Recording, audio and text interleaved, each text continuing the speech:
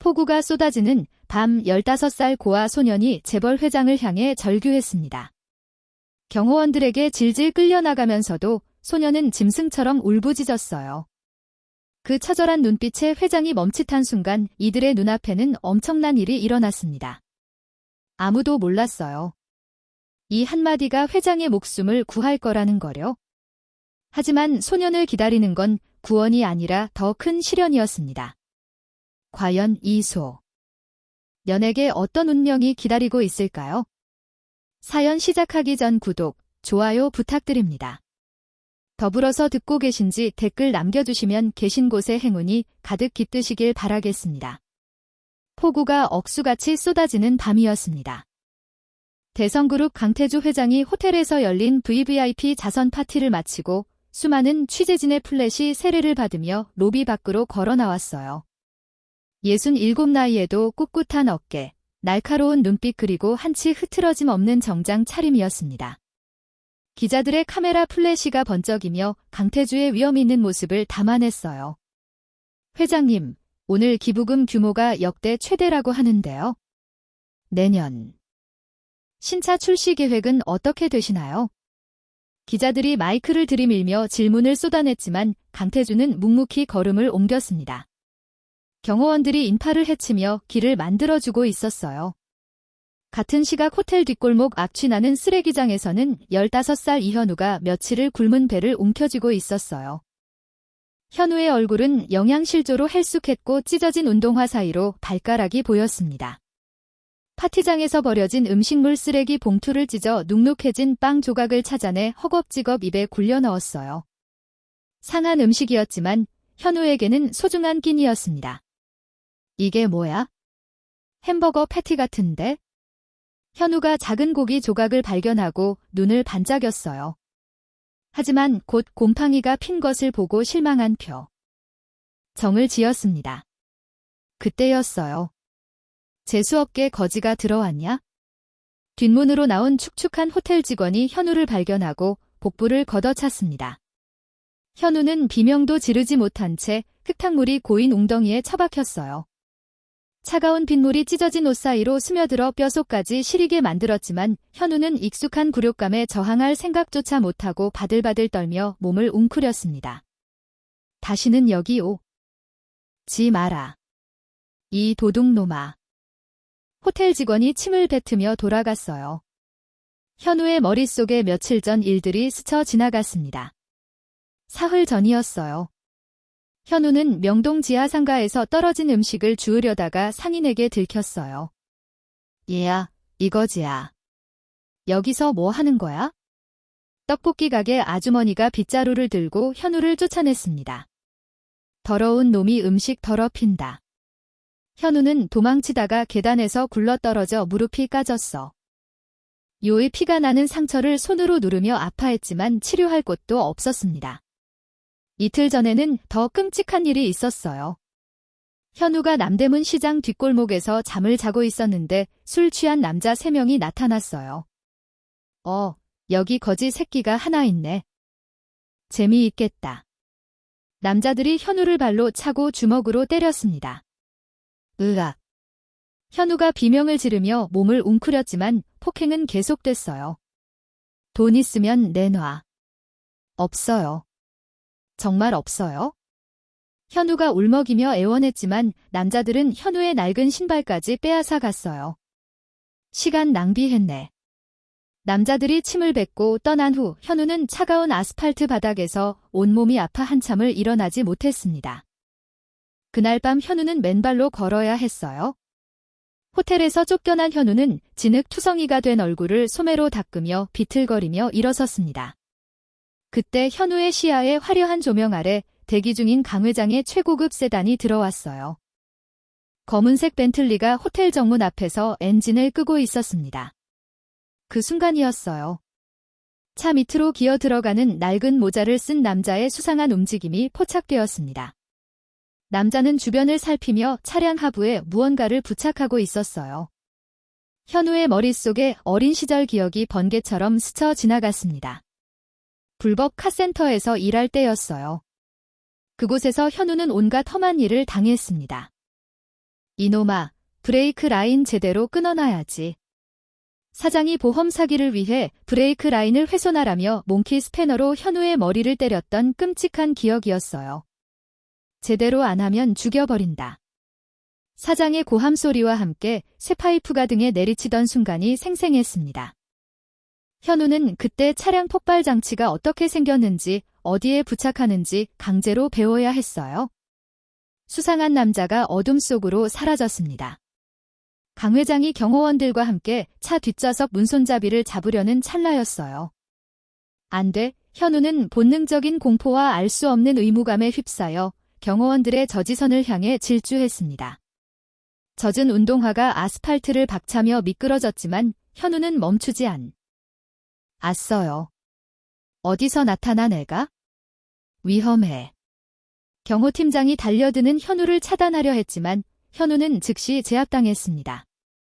현우는 아스팔트 바닥에 내동댕이 쳐졌어요.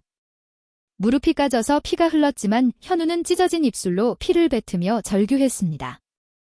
그 차 타면 죽어요. 정말 죽어요. 현우의 목소리는 절망에 찬 짐승이 울부짖는 것 같았어요. 경호원들이 현우를 더 세게 눌러 제압하려 했지만 강태주가 손을 들어 제지했습니다. 잠깐. 강태주는 평소 불길한 예감을 무시하지 않는 사람이었어요. 소년의 처절한 눈빛에서 기이한 진실성을 감지했습니다.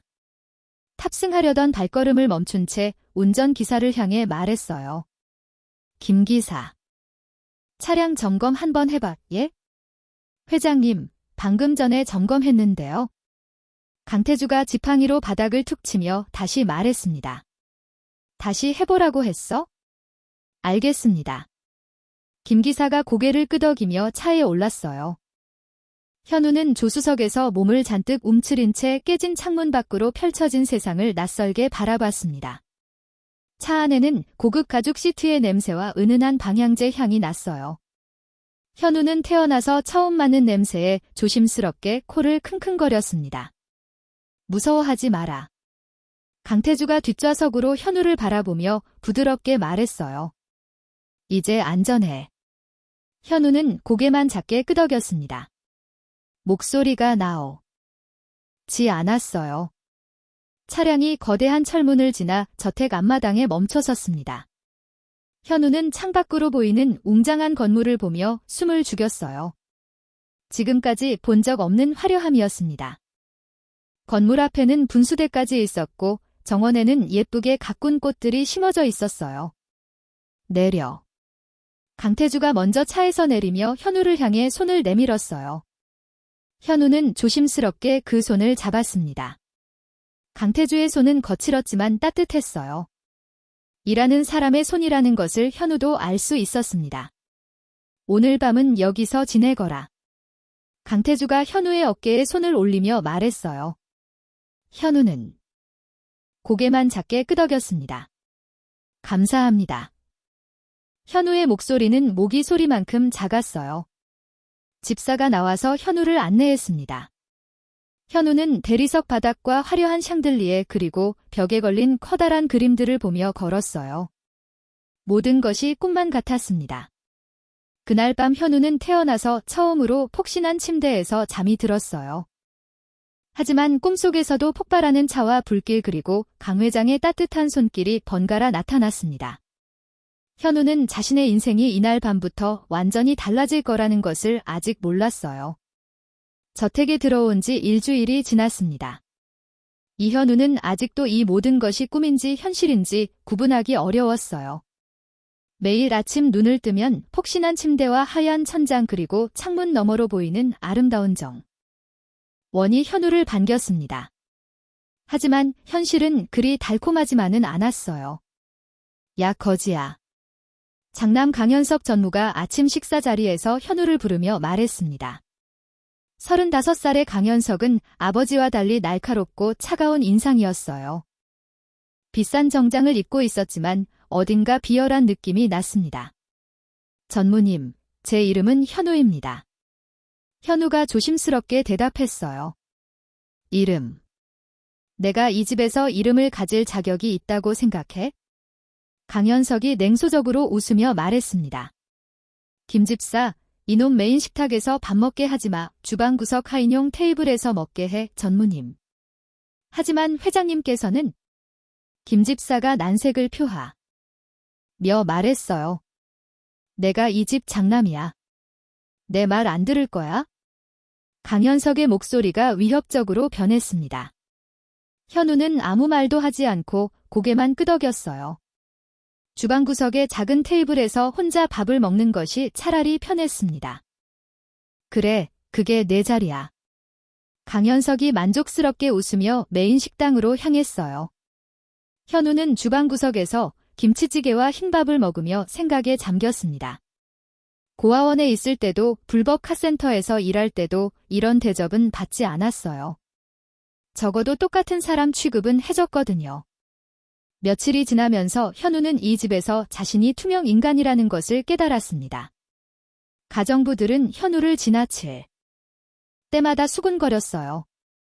어떻게 저런 애를 집에 들여놨을까? 회장님도 나이 드시니까 판단력. 전무님 마음이 어떨까? 참 안 됐어. 현우의 귀에는 모든 말이 들렸지만 못 들은 척했습니다. 그런 현우에게 유일한 위안이 되는 곳이 있었어요. 차고지 구석에 방치된 강 회장의 옛 폰이었습니다. 한때는 화려했을 짙은 남색 페인트가 바래고 녹이 쓴 낡은 자동차였어요. 현우는 밤마다 몰래 이곳으로 와서 폰이를 친구 삼아 이야기를 나눴습니다. 너도 외로우니? 현우가 차문을 쓰다듬으며 속삭였어요. 나도 외로워. 여긴 너무 큰 집이야. 나 같은 사람이 있을 곳이 아닌 것 같아. 폰이는 대답하지 않았지만 현우의 걔는 가장 편한 친구였습니다. 어느 날 밤 현우는 차고지에서 낡은 정비 매뉴얼을 발견했어요. 현대폰이 정비 지침서라고 적혀 있었습니다. 현우는 촛불을 켜고 매뉴얼을 읽기 시작했어요. 과거 불법 카센터에서 강제로 배웠던 기술들이 되살아났습니다. 엔진 구조, 브레이크 시스템, 전기 개통까지.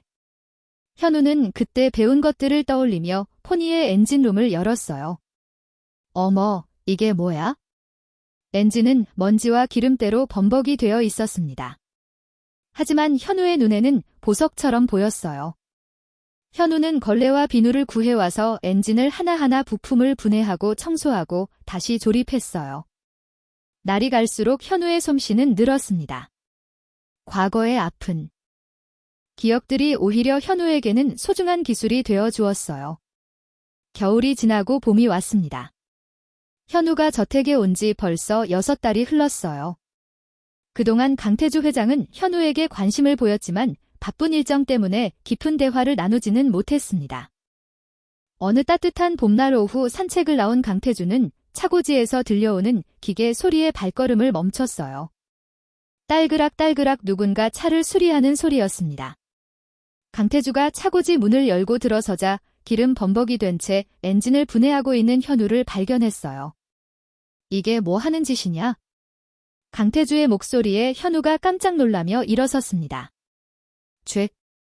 죄송합니다. 건드리지 말라고 하지? 않으셨. 현우의 얼굴이 새하얗게 변했어요. 강태주는 현우의 옆으로 다가와 포니를 바라봤습니다.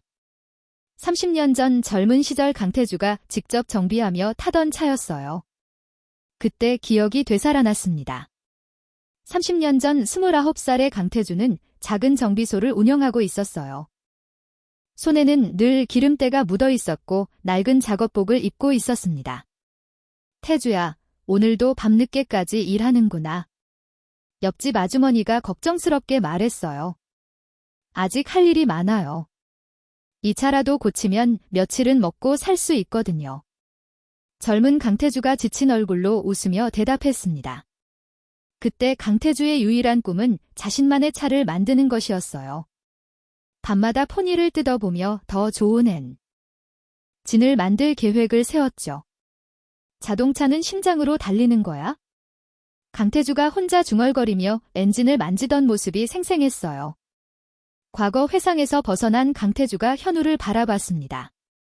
현우의 눈빛에서 자신의 젊은 시절과 같은 열정을 발견했어요. 엔진 소리 들어봐. 강태주가 현우에게 말했습니다. 이 차의 심장 소리를 말이야. 네. 현우가 당황스럽게 물었어요. 강태주가 소매를 걷어붙이며 엔진룸으로 다가갔습니다. 30년 전에 내가 직접 만졌던 엔진이야. 아직도 기억나는구나. 강태주가 청진기를 현우에게 건네주었어요. 귀를 대보거라. 엔진의 목소리가 들릴 거야. 현우는 조심스럽게 청진기를 엔진에 대었습니다. 두근두근두근. 정말로 심장이 뛰는 것 같은 소리가 들렸어요. 들리나? 강태주가 부드럽게 물었습니다. 네, 들려요. 마치 살아있는 것 같아요. 현우의 목소리에 감동이 묻어났어요. 강태주는 현우에게 공구를 건네주며 엔진 소리의 미세한 차이를 구별하는 법을 가르쳤습니다. 여기서 이상한 소리가 나면 벨트가 느슨한 거고 이쪽에서 덜커덩거리면 연결 부위를 확인해야 해. 두 사람은 해가 질 때까지 함께 차를 만졌어요. 기름때 묻은 손으로 샌드위치를 나눠 먹으며 나이 차를 넘어선 교감을 나눴습니다. 회장님, 언제 차를 배우신 거예요? 현우가 기심 어린 눈으로 물었어요. 20살 때부터야. 먹고 살기 위해 시작했는데 어느새 내 인생이 되어버렸지? 강태주가 과거를 그리워하는 눈빛으로 말했습니다. 그날 이후 강태주는 시간이 날 때마다 차고지로 내려와 현우와 함께 포니를 만졌어요. 여름이 지나고 가을이 깊어갈 즈음 현우의 손길을 거친 낡은 포니가 수년 만에 경쾌한 엔진 소리를 내며 되살아났습니다. 시동을 걸어보자. 강태주가 현우에게 말했어요. 현우가 떨리는 손으로 시동키를 돌렸습니다. 부르릉. 포니의 엔진이 힘차게 돌아갔어요. 성공이다. 현우가 기뻐하며 손뼉을 쳤습니다. 강태주는 현우를 보조석에 태우고 저택 내부 도로를 시범 주행했어. 요이 현우는 창밖으로 스치는 풍경을 보며 평생 잊지 못할 추억을 만들었습니다. 현우야, 넌 타고난 정비공이야. 강태주가 현우의 어깨를 토닥이며 말했어요. 이 재능을 잘 키워나가거라. 그 순간 현우는 자신이 이 집의 일원이 된 것 같은 따뜻함을 느꼈습니다. 하지만 이런 행복한 시간이 오래가지 않을 거라는 것을 현우는 아직 몰랐어요. 강현석은 2층 창문에서 아버지와 현우가 함께 웃고 있는 모습을 지켜보고 있었습니다. 주먹을 꽉 쥔 강현석의 얼굴에는 질투와 분노가 서려 있었어요. 겨울이 지나고 봄이 다시 찾아왔습니다. 현우가 강태주의 저택에 온 지 벌써 한 해가 흘렀어요. 사계절을 거치며 현우와 강태주 사이의 대는 더욱 깊어졌습니다. 차고지에서 함께 포니를 만지며 나눈 시간들이 쌓여 진짜 가족 같은 정이 생겼어요. 어느 따뜻한 4월 저녁 강태주는 가족들을 거실로 불러 모았습니다. 현석과 며느리 유진 그리고 현우까지 모든 식구들이 고급 가죽 소파에 앉았어요. 강태주의 표정은 평소보다 진지해 보였습니다. 오늘 여러분에게 중요한 말씀을 드리려고 합니다. 강태주가 천천히 입을 열었어요. 현석이 긴장한 듯 몸을 앞으로 기울였습니다. 커피잔을 든 손이 미세하게 떨리고 있었어요. 무슨 말씀이신지요? 아버지. 현우를 정식 아들로 입적하고 미국으로 유학을 보내겠습니다. 강태주의 말이 떨어지자 거실에 정적이 흘렀어요. 시계 초침 소리만이 우렁차게 들렸습니다. 현우는 믿을 수 없다는 표정으로 강태주를 바라봤어요. 입이 바짝 말라서 목소리가 나오지 않았습니다. 회장님 정말이요? 그래. 넌 이 집의 아들이야. 그리고 앞으로 더 큰 세상을 봐야 해. 강태주가 현우의 어깨에 손을 올리며 말했어요. 그 손길은 진짜 아버지의 것처럼 따뜻했습니다. 현석의 얼굴이 순간적으로 굳어졌지만 곧 억지로 미소를 지었어요. 좋은 결정이십니다. 아버지. 현우에게도 좋은 기회가 될 것 같네요. 하지만 현석의 눈빛은 차가운 겨울바람 같았어요. 테이블 아래로 내린 먹은 하얗게 변할 정도로 꽉 쥐어져 있었습니다. 혈관이 툭툭 붉어져 나올 정도였어요. 정말 감사합니다. 열심히 하겠습니다. 현우가 고개를 깊이 숙이며 인사했어요. 가슴이 뛰어서 심장 소리가 귀가에서 쿵쾅거렸습니다. 그날 밤 현석은 자신의 서재에서 핸드폰을 꺼내 전화를 걸었어요. 창밖으로는 차가운 달빛만이 들어오고 있었습니다. 조 실장, 지금 어디야? 현석의 목소리는 평소보다 낮고 음산했어요. 집에 있습니다. 전무님. 조 실장의 목소리가 들려왔어요. 내일 아침 일찍 만나자. 할 일이 생겼어. 현석이 주먹으로 책상을 내리치며 말했습니다. 쿵 하는 소리에 펜꽂이가 쓰러졌어요. 다음 날 새벽 6시 현석은 조 실장과 함께 강남의 한 호텔 커피숍에서 만났습니다. 사람들의 이목을 피하기 위해 구석진 자리를 선택했어요. 이른 시간이라 손님이 거의 없었습니다. 전무님, 무슨 일이십니까? 조 실장이 아메리카노를 마시며 조심스럽게 물었어요. 그 애를 제거해야겠어? 현석이 커피잔을 꽉 쥐며 말했습니다. 아버지가 완전히 넘어가 버렸어. 양자 입적까지 하겠다고 하니. 조 실장의 표정이 어두워졌어요. 어떻게 하시겠습니까? 도둑놈으로 만들어버리자. 현석의 눈에 악독한 빛이 서렸습니다. 내 약혼녀 시계를 그놈 방에 숨겨놓고 도둑 누명을 씌우는 거야? 하지만 회장님께서 믿지 않으실 텐데요. 조 실장이 걱정스럽게 말했어요. 아니야. 증거가 확실하면 아버지도 어쩔 수 없을 거야. 현석이 냉소적으로 웃었습니다. 한 번 도둑은 영원한 도둑이거든. 그날 오후 현석은 가사 도우미 박주머니를 따로 불렀어요. 박 아주머니는 딸의 수술비 때문에 돈이 급해서 이 집에서 일하고 있었습니다. 50대 중반의 박주머니는 항상 걱정이 가득한 얼굴이었어요. 아주머니 부탁이 하나 있어요. 현석이 갈색 봉투를 꺼내며 말했어요. 봉투 안에는 100만 원이 들어 있었습니다. 이게 뭐예요? 전무님.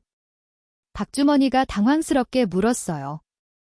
손이 떨려서 봉투를 제대로 잡지 못했습니다. 아주머니 딸 심장 수술비 도움이 좀 필요하시죠? 현석이 음흉하게 웃었습니다. 간단한 일. 만 하나 해주시면 돼요? 박 아주머니는 잠시 망설이다가 봉투를 받았어요. 딸의 수술비가 절실했거든요. 2천만 원이라는 큰 돈이 필요한 상황이었습니다. 뭐라면 되나요? 박 아주머니의 목소리가 떨렸어요. 현우방 침대 매트리스 밑에 이것만 숨겨주세요. 현석이 반짝이는 다이아몬드 시계를 꺼내며 말했어요. 3천만 원짜리 명품 시계였습니다. 제 약혼녀가 잃어버린 시계예요. 박 아주머니의 얼굴이 창백해졌어요. 그런 나쁜 일은 할 수 없어요. 아주머니 딸이 수술 못 받으면 어떻게 될지 아시죠? 현석의 목소리가 위협적으로 변했습니다. 그리고 이 집에서 일자리까지 의식이 될 텐데요. 박 아주머니는 울먹이며 시계를 받았어요. 선택의 여지가 없었습니다. 딸을 살리기 위해서는 어떤 일이라도 해야 했어요. 그날 밤 새벽 2시 박 아주머니는 마스터키를 이용해 현우의 방에 몰래 들어갔습니다. 현우는 깊이 잠들어 있었어요. 평화로운 얼굴로 자고 있는 현우를 보며 박주머니는 가슴이 아팠습니다. 박주머니는 침대 매트리스를 조심스럽게 들어올리고 시계를 숨겼어요. 손이 떨려서 시계가 바닥에 떨어질 뻔했습니다. 착한 아이인데 하는 생각에 눈물이 났어요. 다음 날 아침 식사 시간이었습니다. 온 가족이 식당에 모여 아침을 먹고 있었어요. 현우는 김치찌개와 계란말이를 먹으며 유학 준비에 대해 생각하고 있었습니다. 갑자기 현석이 소란을 피웠어요. 내 약혼녀 시계가 없어졌어. 현석이 큰 소리로 외치며 테이블을 둘러봤어요. 강태주가 조선일보에서 고개를 들었습니다. 시계가 없어졌다고? 네, 스위스 명품 다이아몬드 시계요. 값이 3천만 원짜리예요. 현석이 초조해하는 연기를 하며 말했습니다. 분명히 어제 저녁에 거실 테이블에 두었는데. 현우가 놀라서 숟가락을 놓았어요. 3천만 원이요? 혹시 누군가 훔친 건 아닐까요? 현석이 의미심장한 눈빛으로 현우를 바라봤어요. 도둑이라니요? 이 집에 도둑이 들었다는 말씀이세요? 현우가 당황해서 물었어요. 이 집에 새로 들어온 사람이 굳이.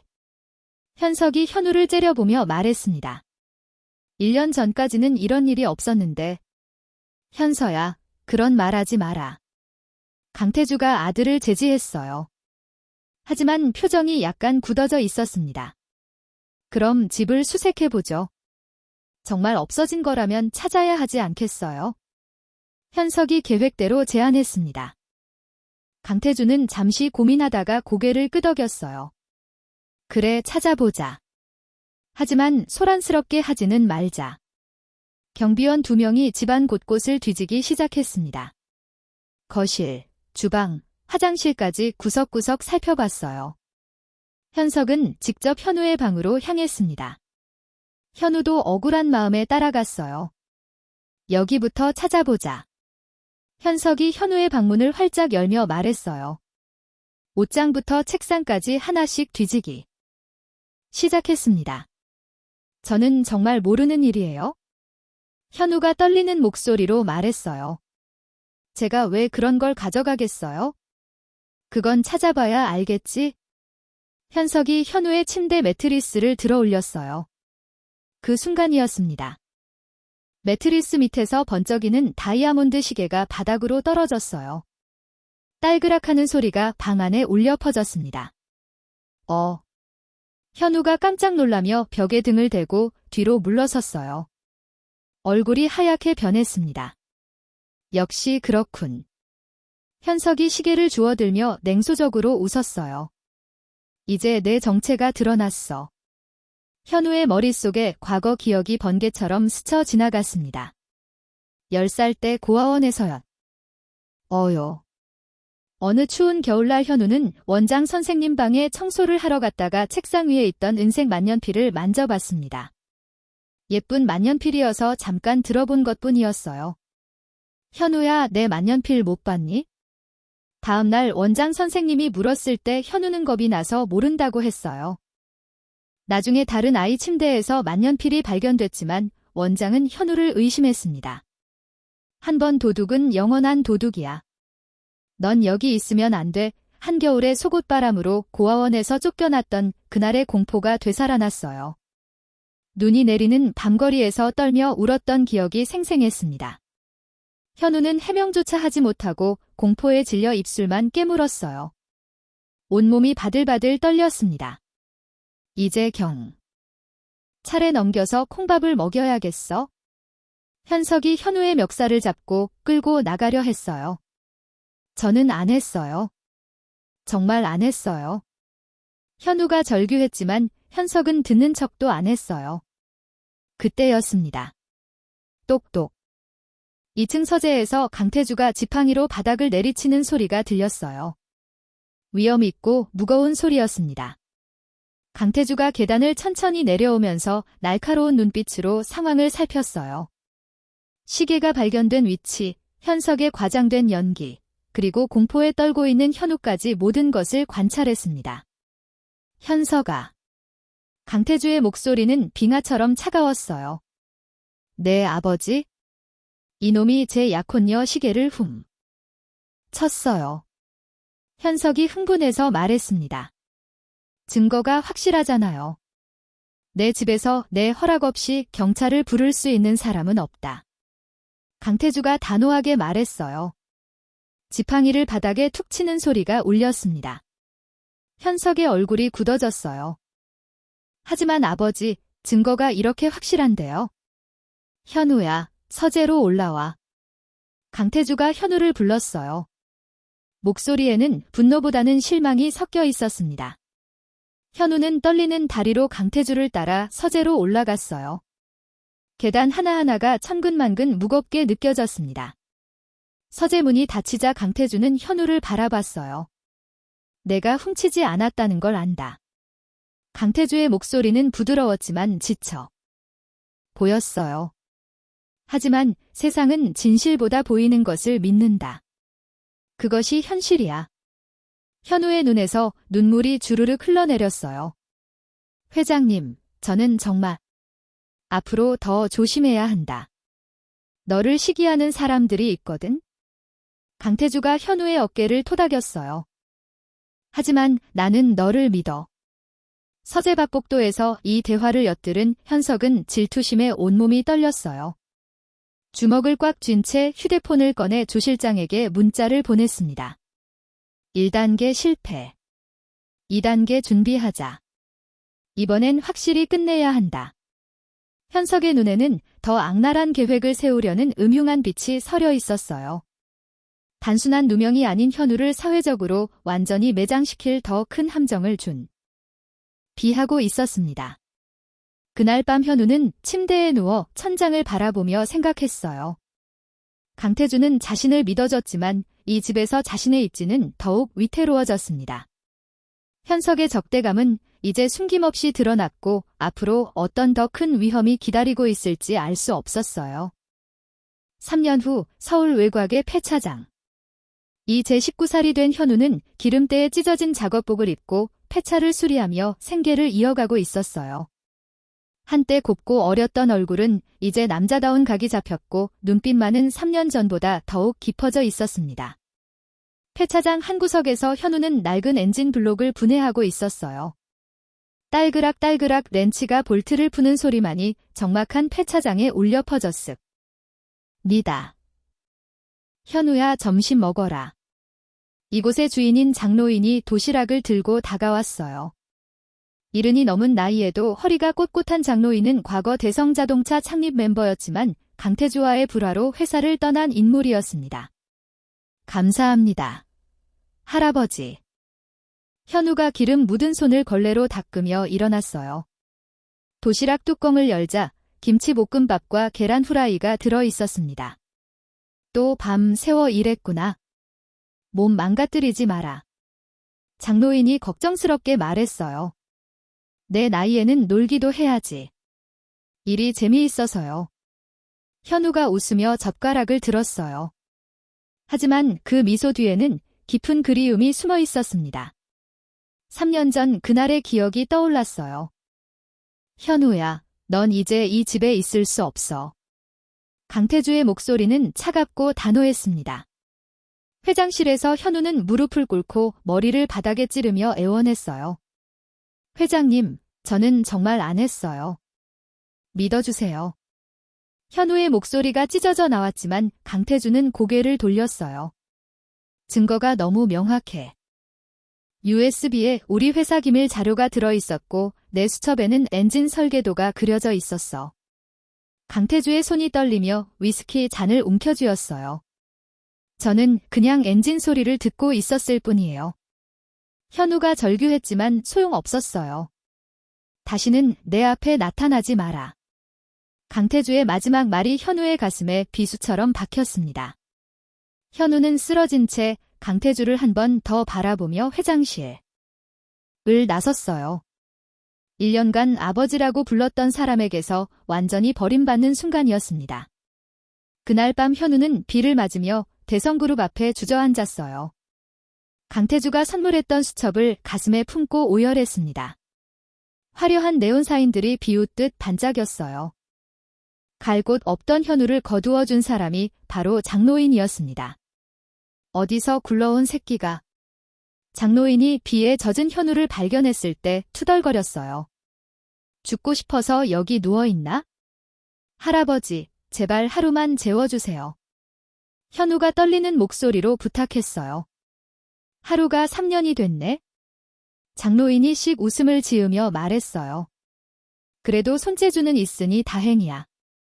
현우는 장노인 덕분에 차근했지만 강현석의 감시가 두려워 김민호라는 가명을 쓰며 숨어 지내고 있었어요. 대성그룹에서 고소하지 않은 덕분에 자유로운 몸이었지만 언제 또 어떤 누명을 뒤집었을지 모른다는 불안감에 시달렸습니다. 민호야, 이것 좀 봐라. 장노인이 신문을 들고 와서 현우에게 보여줬어요. 대성그룹 신차 개발 순조, 강현석 전무주도로 혁신적 엔진 기술 도입이라는 기사였습니다. 현우의 가슴이 쓰라렸어요. 자신이 있었어야 할 자리에서 강현석이 활약하고 있었거든요. 그 자식이 뭘 안다고? 장노인이 혀를 차며 말했어요. 진짜 실력은 따로 있는데 말이야. 밤이 되면 현우는 장노인의 참고서와 폐부품들 을 조합해 독자적인 튜닝 기술을 연구했어요. 기존 엔진의 효율을 극대화하는 것이 현우만의 특기였습니다. 어느 날 현우가 장난삼아 개조한 낡은 봉고 트럭이 고속도로에서 스포츠카를 추월하는 영상이 SNS에서 화제가 됐어요. 폐차장의 유령이라는 제목으로 조회수가 10만을 넘어섰습니다. 얘야, 이거 내가 만든 차 아니야? 장노인이 핸드폰 화면을 보여주며 흥분해서 말했어요. 현우는 영상을 보며 씁쓸하게 웃었어요. 그냥 재미로 한 건데요. 재미로. 이게 재미야? 장노인의 눈이 반짝였어요. 너 진짜 천재구나. 며칠 후 장노인은 현우의 작업대에 국제모터스포츠 기술 박람회 참가 신청서를 올려뒀어요. 세계적인 자동차 기술자들이 모이는 행사였습니다. 할아버지 이게 뭐예요? 현우가 서류를 들며 물었어요. 내 실력을 세상에 보여줄 시간이야. 장노인이 단호하게 말했어요. 안 돼요. 만약 회장님이 보시면. 현우가 고개를 저었어요. 강태주와 마주칠까 봐 두려웠거든요. 엔진은 거짓말을 안 한다. 장노인이 현우의 어깨를 잡으며 말했어요. 내 진심을 소리로 증명해라. 현우는 며칠간 고민했어요. 과연 자신이 다시 강태주 앞에 설 용기가 있을까? 3년 전 그 모욕적인 말들이 아직도 귓가에 맴돌았습니다. 하지만 마음 한구석에서는 강태주에게 자신의 무죄를 증명하고 싶은 마음도 있었어요. 자신이 진짜 누구인지 보여주고 싶었습니다. 할아버지 해볼게요. 현우가 결심을 굳히며 말했어요. 그래, 그게 남자지.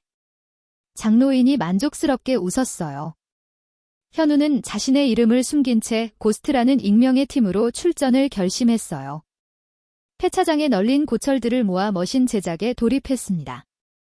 한편 대성그룹에서는 강현석 주도하에 수천억을 들인 신형 엔진을 박람회의 메인 아이템으로 홍보하며 우승을 확신하고 있었어요. 현우는 강태주가 과거에 했던 말을 되새겼습니다. 자동차는 심장으로 달리는 거야. 기계적 성능뿐만 아니라 감성을 올리는 배기음 튜닝에 공을 들였어요. 이 색으로 칠해보자. 장노인이 짙은 남색 페인트를 가져왔어요. 과거 강태주와 함께 만들었던 첫 차의 색상이었습니다.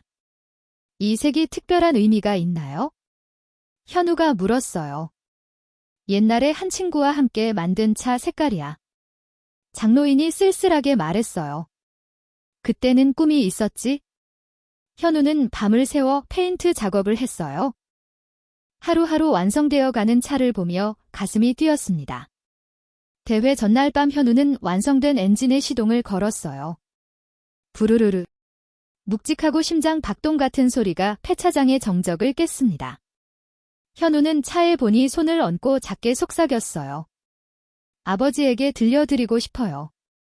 3년간 억눌러왔던 그리움을 엔진 소리에 담았습니다. 돈이 없어서 트레일러를 못 빌리겠어? 현우가 걱정스럽게 말했어요. 내 트럭 짐칸에 싣고 가자. 장노인이 웃으며 말했어요. 다음 날 새벽 현우는 번호판도 없는 경주용 차량을 화물트럭 짐칸에 싣고 직접 운전하여 박람회장으로 향했어요. 동이 터오는 새벽 도로를 달리며 현우는 백미러에 비친 자신의 얼굴을 봤어요. 3년 전 비참하게 쫓겨나던 그 밤을 잊겠다는 듯 엑셀을 밟았습니다. 이제 진짜 시작이야. 현우가 혼잣말을 하며 운전대를 꽉 잡았어요. 박람회장까지는 2시간 거리였습니다.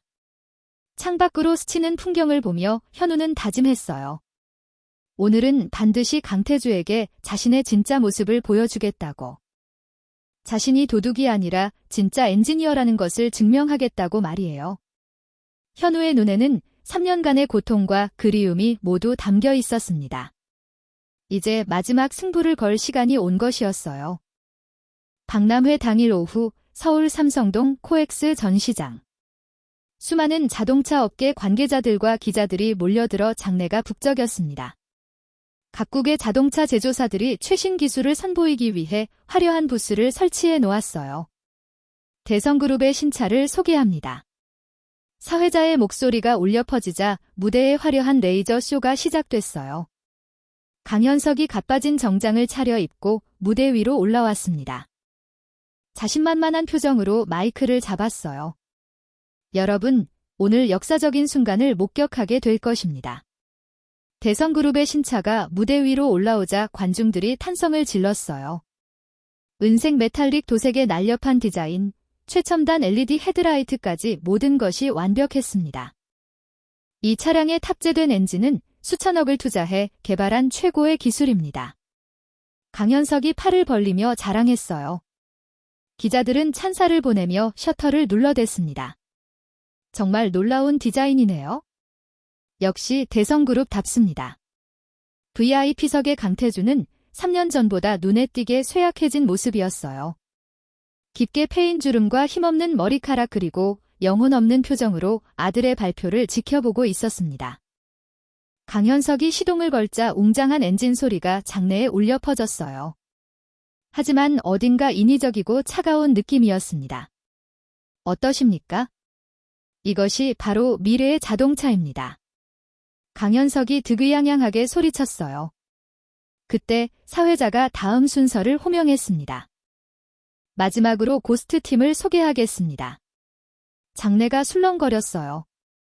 아무도 모르는 팀이었거든요. 무대 뒤편에서 낡은 트럭이 나타나며 도색이 투박하고 디자인이 거친 현우의 차가 무대 위로 올라왔어요. 대성그룹 신차와 비교하면 초라하기 그지 없었습니다. 저게 뭐야? 완전 고물차네. 관중석에서 웃음소리와 비웃음이 터져나왔어요. 강현석도 코웃음을 쳤습니다. 저런 고철덩. 어리가 감히 우리와 경쟁한다고? 현우가 헬멧을 쓴 채 운전석에 앉았어요. 떨리는 손으로 시동키를 돌리며 마음속으로 기도했습니다. 제발 성공해라. 현우가 가속 페달을 밟는 순간이었습니다. 우르르. 경기장 전체를 집어삼킬 듯한 야수 같은 엔진 괴성이 터져나왔어요. 그 소리는 단순한 기계음이 아니었습니다. 마치 살아있는 심장이 뛰는 것 같은 깊고 묵직하면서도 감성적인 울림이었어요. 장내가 순식간에 침묵에 잠겼습니다. 웅성거리던 관중들도 입을 다물었어요. 강태주가 소리를 듣자마자 감전된 듯 자리에서 벌떡 일어났습니다. 이 소리는 엔진 소리는 강태주가 젊은 시절 그토록 추구했던 심장이 뛰는 소리와 완벽하게 닮아 있었어요. 30년 전 정비소에서 포니를 만지며 꿈꿔왔던 바로 그 소리였습니다. 강태주의 기억 속으로 과거가 스쳐 지나갔어요. 30년 전 가난한 정비소에서 강태주는 매일 밤 엔진을 만지작거렸어요. 자동차는 심장으로 달리는 거야. 혼자 중얼거리며 완벽한 엔진 소리를 찾아 헤맸죠. 언젠가는 이런 소리를 내는 차를 만들 거야. 젊은 강태주의 꿈이었습니다. 지금 울려 퍼지는 엔진 소리가 바로 그 꿈의 실현이었어요. 저게 무슨 소리야? 강현석이 당황해서 중얼거렸어요. 대성그룹 차량의 인위적. 인소리와는 차원이 다른 깊이였습니다. 기술 시연 주행에서 현우의 차는 대성그룹 신차의 기록을 압도적으로 경신했어요. 코너링마다 마치 차와 운전자가 대화하는 듯한 완벽한 밸런스를 보여줬습니다. 믿을 수 없어. 저 차가 우리 차보다 빨라. 강현석이 주먹을 쥐며 분노했어요. 주행이 끝나고 현우가 차에서 내려 헬멧을 벗었습니다. 대형 스크린에 현우의 얼굴이 클로즈업 되자 강현석은 사색이 되어 뒤로 물러섰어요. 저놈이 여기 왜? 강현석의 목소리가 떨렸습니다. 강태주도 스크린 속 현우를 보며 온몸이 굳어졌어요. 3년 전 자신이 내쫓았던 그 소년이었습니다. 우승자는 고스트 팀입니다. 아나운서의 목소리가 장내에 울려 퍼졌어요. 관중들이 환호하며 박수를 쳤습니다. 현우는 떨리는 손으로 마이크를 잡았어요. 이 엔진 소리는? 현우가 강태주가 있는 VIP석을 정면으로 바라보며 말했어요. 저를 믿어주셨던 단 한 분을 위해 만들었습니다. 현우의 목소리가 스피커를 통해 울려 퍼지자 장내가 다시 조용해졌어요. 강태주의 눈에서 눈물이 흘러내렸습니다. 3년 전 자신의 판단이 얼마나 잘못되었는지 깨달았어요. 현우의 진심을 의심했던 자신이 너무 부끄러웠습니다. 회장님, 위험합니다. 수행원이 강태주를 말렸지만 소용없었어요. 강태주는 지팡이를 짚고 비틀거리며 무대 아래로 내려갔습니다. 3년간 그리워했던 아들 앞에 마주 선 것이었어요. 현우도 강태주를 보며 울먹였습니다. 많이 늙으신 모습에 가슴이 아팠어요. 현우야. 강태주가 떨리는 목소리로 불렀어요. 회장님. 현우도 눈물을 글썽이며 대답했어요. 강태주는 현우의 기름 묻은 손을 잡았습니다. 거친 일꾼의 손이 되어 있었어요. 내가 틀렸다. 내 귀가 먹었었구나. 강태주의 목소리에는 3년간의 후회와 참회가 담겨 있었어요. 현우 역시 강태주의 야윈 손을 맞잡고 눈물을 흘렸습니다. 회장님, 저는 말하지 마라. 다 내 잘못이야. 강태주가 현우의 어깨를 끌어안았어요. 두 사람을 둘러싼 수많은 카메라 플래시가 터졌지만 이들에게는 아무것도 들리지 않았어요. 3년간의 그리움과 오해가 한순간에 눈 녹듯 사라졌습니다. 아버지. 강현석이 분노에 차서 소리쳤어요. 저놈은 산업 스파이라고요. 하지만 이미 여론과 관중들은 극적인 부자 상봉의 드라마에 열광하고 있었어요. 기자들도 이보다 더 좋은 스토리는 없다는 듯 사진을 찍어댔습니다. 경호원들아, 저놈을 끌어내. 강현석이 악을 썼지만 아무도 움직이지 않았어요. 대기실로 향하던 강태주가 현우에게 말했어요. 집으로 가자, 아들아. 강태주의 얼굴에는 3년 만에 처음으로 편안한 미소가 떠올랐습니다. 현우도 고개를 끄덕이며 아버지의 뒤를 따랐어요. 강현석은 무대 위에 혼자 남아서 주먹을 지그시 쥐고 있었습니다. 자신의 계획이 완전히 무너진 순간이었어요. 그날 밤 축하 연회장. 에서는 현우의 성공적인 복귀를 축하하는 파티가 한창이었어요. 대성그룹 임직원들과 자동차 업계 관계자들이 모여 건배를 올리고 있었습니다. 현우의 귀환을 축하합니다. 강태주가 샴페인 잔을 들며 말했어요. 눈가에는 기쁨의 주름이 깊게 패여 있었습니다. 감사합니다. 아버지. 현우도 잔을 들며 미소를 지었어요. 3년간의 고통이 마치 꿈이었던 것처럼 느껴졌습니다. 연회장 한쪽에서 강현석은 혼자 술을 마시며 이 광경을 지켜보고 있었어요. 주먹이 하얗게 변할 정도로 샴페인 잔을 꽉 쥐고 있었습니다. 전무님 괜찮으십니까? 조 실장이 조심스럽게 다가왔어요. 괜찮을 리가 나. 강현석이 이를 갈며 말했어요. 저놈 때문에 내 계획이 다 틀어졌어. 그때였습니다. 강태주가 갑자기 머리를 움켜쥐며 비틀거렸어요. 샴페인 잔이 바닥에 떨어져 산산조각 났습니다. 회장님. 현우가 달려가 강태주를 부축했어요. 강태주의 얼굴이 새하얗게 변하며 식은땀이 흘러내렸습니다. 극심한 두통에 의식을 잃을 것 같았어요. 머리가 깨질 것 같아. 빨리 구급차를 불러. 현우가 소리쳤어요. 아비아 집안 소란 속에서 현우가 강태주를 업고 구급차로 향했지만 강현석이 가로막았습니다. 잠깐 넌 법적 보호자가 아니야? 강현석이 냉정하게 말했어요. 가족이 아닌 사람은 동승할 수 없어. 전무님. 제발이요. 현우가 애원했지만 강현석은 고개를 저었어요. 내가 아버지를 모실게. 강현석이 구급차에 올라타며 문을 닫았어요. 현우는 구급차가 사라지는 뒷모습을 망연히 바라볼 수밖에 없었습니다. 서울대병원 응급실로 옮겨진 강태주는 응급수술을 받았어요. 뇌혈관 파열로 인한 출혈이었습니다. 수술은 성공했지만 의식은 돌아오지 않았어요.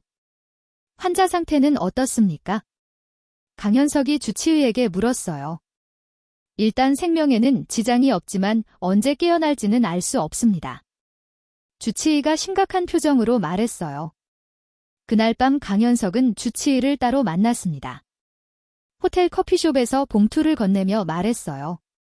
선생님, 부탁이 있습니다. 봉투 안에는 현금 5천만 원이 들어 있었어요.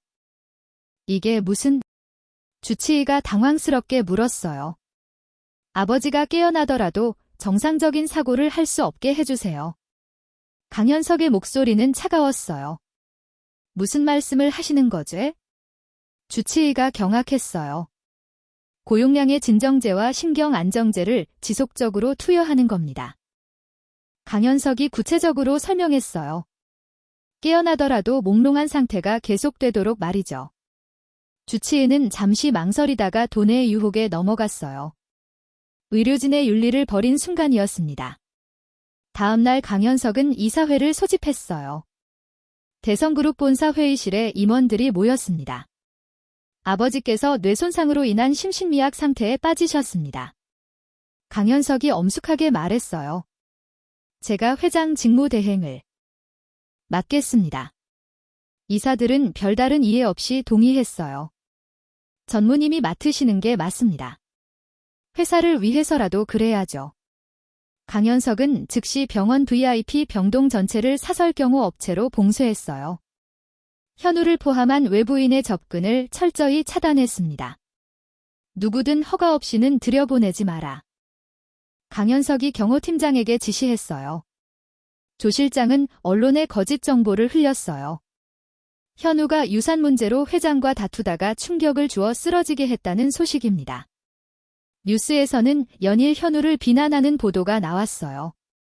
은인을 배신한 폐류나 유산 때문에 아버지를 병원에 보낸 불효자 같은 제목들이 쏟아졌습니다. 현우는 매일 병원을 찾아갔지만 문전박대만 당했어요. 면회. 금지입니다. 돌아가세요. 경비원들이 현우를 막았습니다. 제발 한 번만 봐주세요. 현우가 애원했지만 소용없었어요.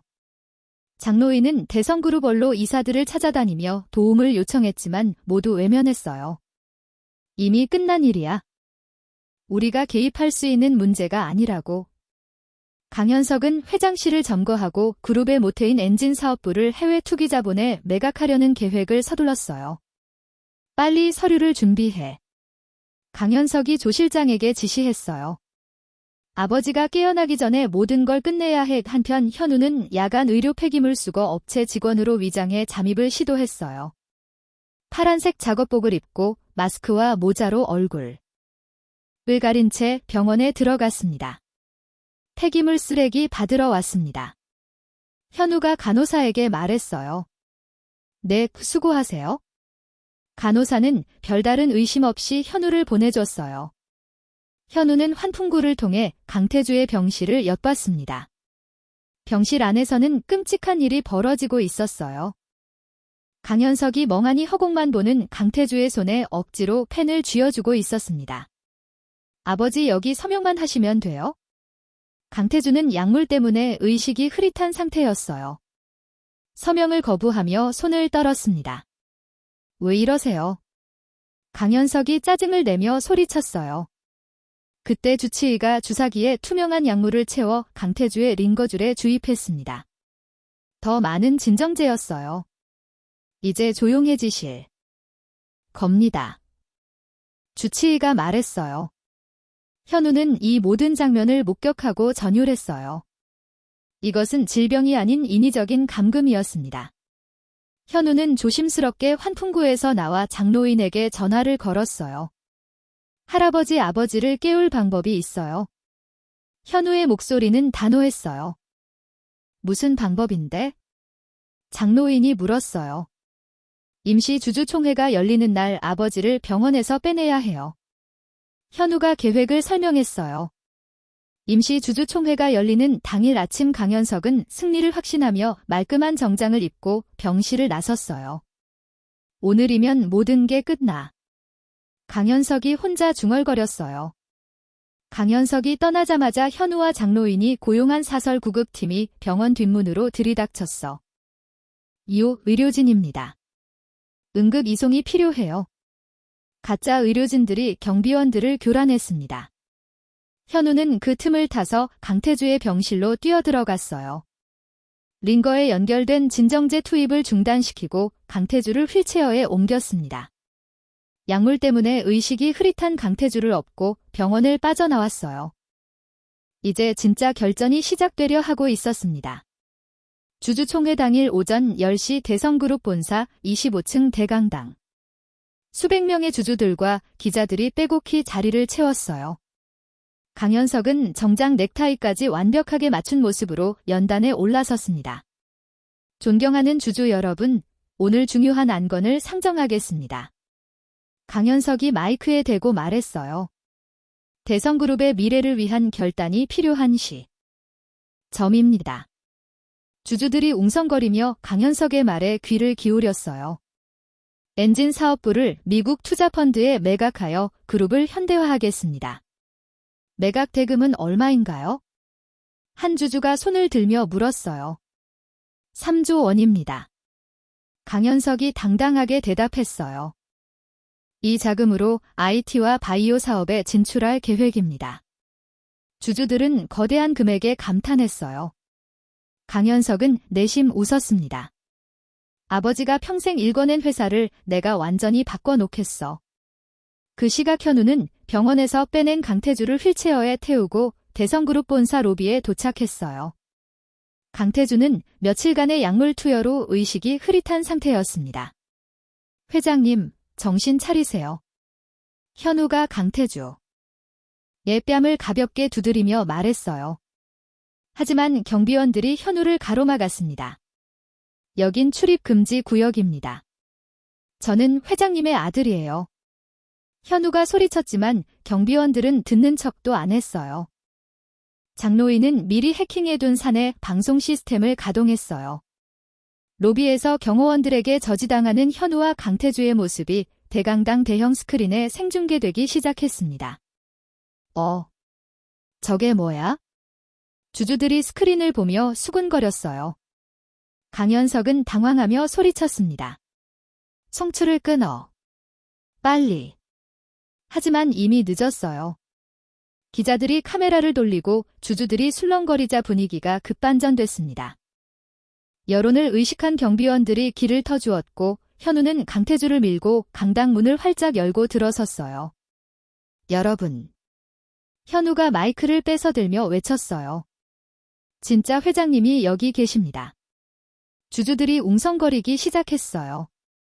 강현석은 얼굴이 사색이 되어 말했습니다. 아버지는 지금 뇌손상으로 인한 치매 상태라 정상적인 판단이 안 됩니다. 강태주는 약물 기운 때문에 고개를 떨굴고 있었어요. 눈동자에 초점이 없었습니다. 거짓말입니다.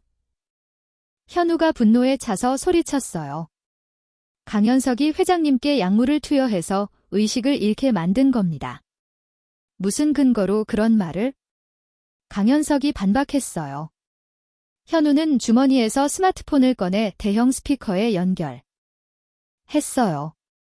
과거 강태주가 가장 사랑했던 포니의 엔진 구동음을 최대 볼륨으로 재생했습니다. 후르르.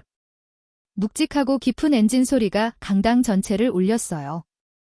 마치 심장이 뛰는 것 같은 그 소리였습니다. 강태주의 흐릿한 의식에 그 소리가 강타했어요. 30년 전 젊은 시절의 기억이 되살아났습니다. 어둠 속에서 포니 엔진을 만지며 꿈꾸던 시절이 떠올랐어요. 자동차는 심장으로 달리는 거야. 자신이 했던 말이 귓가에 울렸습니다. 강태주는 무의식 중에 주먹을 꽉 쥐며 약물로 인한 몽롱함과 싸우기 시작했어요. 아버지 일어나세요. 현우가 강태주의 귀가에 대고 외쳤어요. 엔진 소리 들리시죠? 우리가 함께 고친 포. 네 소리예요. 강태주의 동공이 서서히 확장되며 초점을 찾기 시작했어요. 약물과 싸우는 듯 온몸이 떨렸습니다. 강태주가 신음을 내며 떨리는 팔로 휠체어 손잡이를 잡았어요. 주주들이 숨을 죽이고 지켜봤습니다. 과연 강태주가 일어날 수 있을까요? 강태주는 안간힘을 써서 스스로 휠체어에서 일어나는 기적을 보여줬어요. 비틀거리면서도 두 다리로 섰습니다. 아버지. 현우가 감격해서 눈물을 흘렸어요. 강태주가 마이크를 뺏어 들고 힘찬 목소리로 외쳤어요. 누가 내 회사를 팔아먹으려 하느냐? 장내가 폭발했습니다. 주주들이 환호하며 박수를 쳤어요. 회장님이 살아 계셨구나. 강현석. 은다리에 힘이 풀려 주저앉았어요. 아버지. 현석아, 내가 이런 짓을. 강태주의 목소리에는 분노가 가득했어요. 그때 장노인이 조종실에서 준비된 자료를 스크린에 띄었어요. 강현석과 주치의가 주고받은 리베이트 내역과 강태주에게 투여된 약물 기록이 적나라하게 공개됐습니다. 이게 뭐야? 주주들이 분노하며 소리쳤어요. 페류나. 자료에는 병원 CCTV 영상도 포함되어 있었어요. 강현석이 강태주에게 억지로 서명을 받으려 하는 장면과 주치의가 진정제를 투입하는 모습이 선명하게 담겨 있었습니다. 저건 조작된 영상입니다. 강현석이 발뺌했지만 아무도 믿지 않았어요. 격분한 주주들이 강현석에게 물병을 던지며 야유하기 시작했어요. 사람이 어떻게 아버지한테 그런 짓을 해? 당장 감옥에 보내버려. 대기하던 검찰 수사관들이 들이닥쳐 강현석과 조 실장을 긴급 체포했습니다. 강현석 씨 존속폭행과 횡령 혐의로 체포합니다. 수갑이 채워지는 강현석은 끝까지 발뺌했어요. 이건 내 권리야? 내가 정당한 후계자라고. 강태주는 현우의 부축을 받으며 단상에 섰어요. 떨리는 목소리지만 확고한 의지로 말했습니다. 내 진짜 후계자는 핏줄이 아니라 내 심장을 뛰게 한 사람입니다. 강태주가 현우의 어깨에 손을 올렸어요. 장내가 다시 폭발적인 환호로 가득 찼어요. 기자들은 이보다 더 극적인 스토리는 없다며 사진을 찍어댔습니다. 모든 누명을 벗은 현우는 강태주를 껴안고 안도의 눈물을 흘렸어요. 아버지 정말 고생하셨어요. 강태주도 현우의 등을 두드리며 속삭였어요. 수고했다 아들아. 이제 진짜 시작이다. 주주총회장에는 승리의 환희성이 울려 퍼졌어요. 정의가 승리한 순간이었습니다. 강현석은 경찰차에 실려나가면서도 현우를 향해 독한 눈빛을 보냈어요. 하지만 이제 더 이상 아무것도 할 수 없었습니다. 현우와 강태주의 진짜 아버지와 아들로서의 삶이 이제 시작되려 하고 있었어요. 사건이 종결된 지 한 달이 지났습니다. 대성그룹은 강현석과 조 실장의 체포 이후 혼란 속에서도 빠르게 안정을 되찾았어요. 강태주는 전문 경영인 체제로 회사를 전환하며 명예회장직만 수락했습니다. 이제 정말 은퇴할 때가 됐어? 강태주가 현우에게 말했어요. 평생 일만 하며 살았는데 이제는 진짜 아버지 노릇을 하고 싶구나. 현우는 그룹 경영권 대신 대성자동차 연구소의 수석 엔지니어 자리를 선택했어요. 화려한 회장실보다는 기름 냄새 나는 연구소가 더 마음에 들었습니다. 정말 경영은 안 할 거야? 강태주가 다시 한번 물었어요. 네, 저는 엔진이 좋아요. 현우가 웃으며 대답했어요. 제가 가장 잘할 수 있는 일을 하고 싶어요. 강태주는 차갑고 넓기만 했던 성북동 저택을 매각해 사회에 환원했어요. 대신 경기도 가평의 공기 좋은 전원주택으로 거처를 옮겼습니다. 새 집은 저택의 10분의 1도 안 되는 크기였지만 따뜻한 느낌이 물씬 났어요. 마당에는 강태주가 직접 가꾸는 작은 텃밭도 있었습니다. 어느 따뜻한 주말 오후였어요. 현우가 직접 완벽하게 보수한 올드카 포니를 몰고 강태주의 집을 찾아왔습니다. 짙은 남색으로 새로 도색한 포니는 30년 전 모습 그대로였어요. 부르르. 익숙한 엔진 소리에 강태주가 마당에서 고개를 들었어요. 상추와 배추를 키우던 차림 그대로 현우를 반겼습니다. 어서 와, 아들아. 강태주의 얼굴에는 평온한 미소가 가득했어요. 3년간의 약물 후유증으로 말투가 약간 어눌해졌지만 눈빛만은 예전처럼 맑았습니다. 아버지, 드라이브 하러 가요.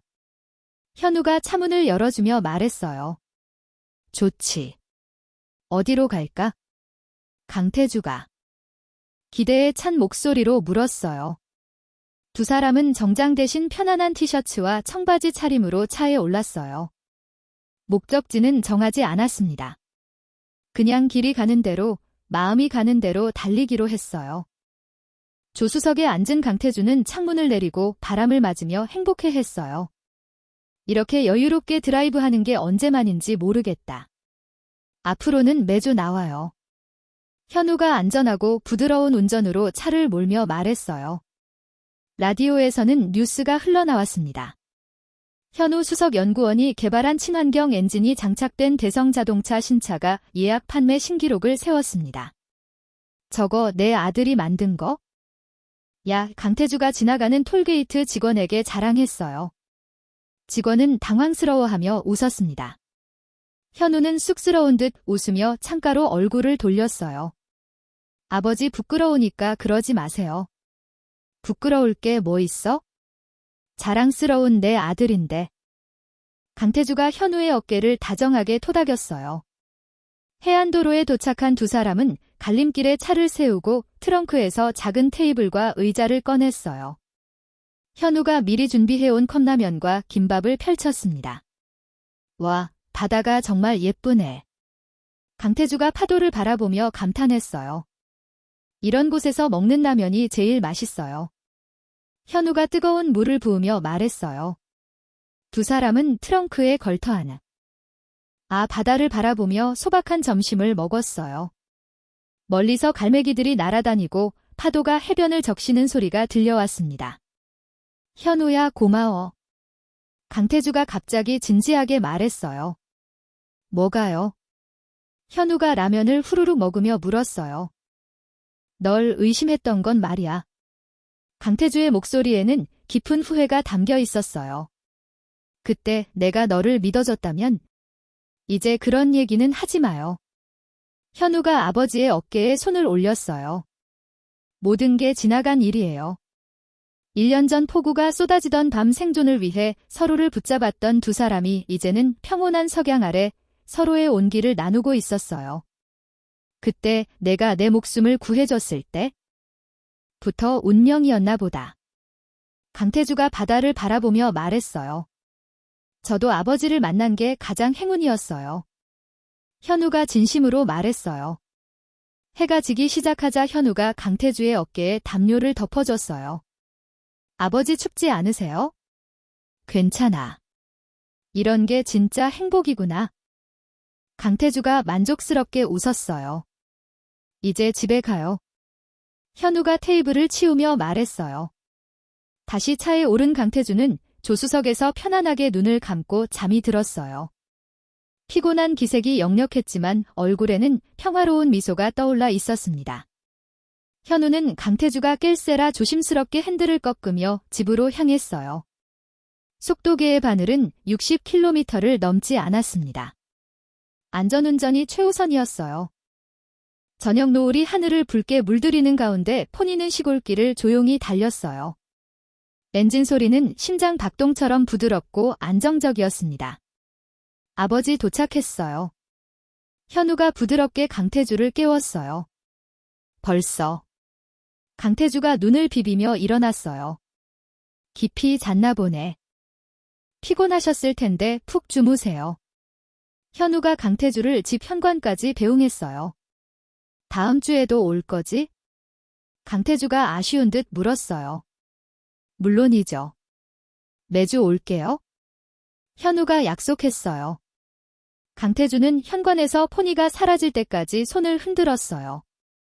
현우도 100m 앞에서 아버지의 모습을 보며 웃었습니다. 집으로 돌아가는 길 현우는 혼자 중얼거렸어요. 이제 정말 행복해. 붉게. 물든 노을 속으로 멀어지는 포니의 뒷모습이 한편의 그림 같았어요. 엔진 소리가 심장 박동처럼 부드럽게 울려 퍼졌습니다. 피보다 진한 것은 믿음이었고 그가 물려준 유산은 바로 가족이었다. 진짜 아버지와 아들이 된 두 사람의 새로운 인생이 이제 막 시작되고 있었어요. 더 이상 화려한 재벌의 삶이 아닌 소박하지만 진실한 행복을 찾은 것이었습니다. 화면이 서서히 어두워지며 아름다운 이야기는 막을 내렸어요. 진짜 가족이란 피로 이어진 관계가 아니라 믿음과 사랑으로 맺어지는 것임을 보여준 강태주 회장과 현우의 이야기였습니다. 세상의 모든 편견과 오해를 이겨내고 진실한 마음으로 서로를 받아들인 두 사람처럼 우리도 누군가에게 한 손길을 내밀 수 있다면 얼마나 좋을까요? 현우가 매일 먹던 컵라면, 강태주가 마시던 원두 커피, 두 사람이 함께 나눠 먹던 김밥, 현우가 기름때를 닦던 물티슈 그리고 강태주가 덮고 있던 담요처럼 소소한 일상 속에서도 사랑은 피어납니다. 오늘의 이야기가 여러분 마음에 작은 울림을 남겼다면 앞으로도 세상의 진실을 함께 나누는 하늘인생이 될 수 있도록 구독과 좋아요 부탁드립니다. 그리고 사연의 주인공에게 따뜻한 말씀도 댓글로 부탁드립니다. 당신의 한마디가 누군가에게는 소중한 선물이 됩니다. 하늘처럼 맑은 하루 되시길 바랍니다. 하늘인생이었습니다.